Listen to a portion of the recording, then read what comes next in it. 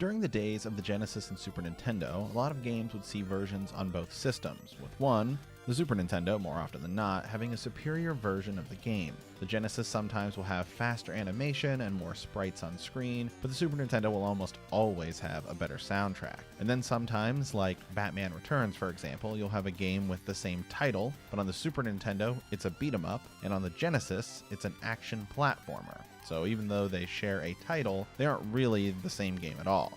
Then you have a case like we have here with Teenage Mutant Ninja Turtles: The Hyperstone Heist, in which it is similar to its Super Nintendo counterpart, Teenage Mutant Ninja Turtles 4: Turtles in Time, which is a port of the arcade game, and a better version of its arcade counterpart. The Hyperstone Heist also shares similarities with the original 1989 Ninja Turtles arcade game, so Hyperstone Heist ends up being its own game, but it is commonly associated with Turtles in Time for a comparison, if that makes any sense whatsoever.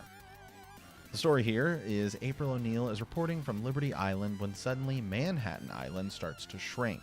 Shredder has hijacked the airwaves and announces to the world that this was only one demonstration of the power of the Hyperstone, the treasure of Dimension X. With the Hyperstone in his possession, he now has the power to take over the world, leaving the Turtles with no choice but to go after Shredder and stop him.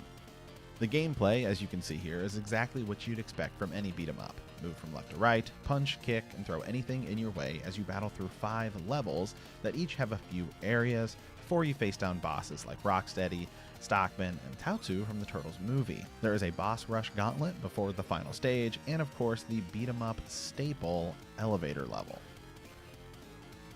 You can play as any of the 4 turtles. Leonardo is the most balanced, Michelangelo is the strongest but the slowest, Raphael is the fastest, and Donatello has the best reach. One of the things I appreciate the most about this game is really all of the small things that tie it together. From its great animations like falling into a hole, stubbing your toe, getting the pizza power, which allows you to spin around and destroy all of the enemies around you, hitting a fire hydrant to use as a projectile. It all really helps make this world come together and stand out above the rest of almost all other 16-bit beat-em-ups. There are some differences here between its Super Nintendo counterpart. In Hyperstone Heist, you do get a dedicated run button, whereas in Turtles in Time, you have 2 options. Run by holding the direction you wish to run, or you can double tap and then hold in that direction. Both of which are fine, but I do find it's ever so slightly better on Hyperstone Heist. But gone from Turtles in Time is the ability to throw enemies at the screen, which for me is by far the biggest loss from that game, especially with the Krang fight later in the game where you actually have to use that mechanic to win the fight. You also have a desperation move, which will take a bit of life, but you can get out of most sticky situations if you find yourself surrounded, but given the game's difficulty, you will almost never need it. Graphically, the game looks awesome. Konami 16-bit games almost always look good, given the time period. In fact, I actually like the slightly bigger sprites we see here on the Sega Genesis. Add in well-detailed backgrounds, especially the Ghost Ship, Alley Cat Blues, and the Technodrome, and you have a game that really nails its subject material.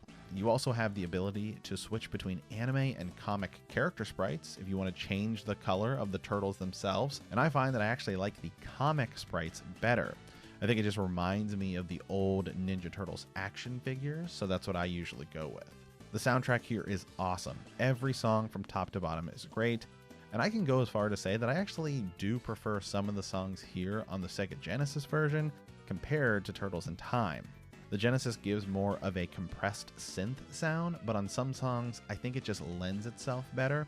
But as always, music is entirely subjective. There are songs where I like Hyperstone Heist more and songs where I like Turtles in Time more. But in the end, I actually really like both. I think both soundtracks are great. They're just different. But let's actually listen to some of them side by side and you can be the judge.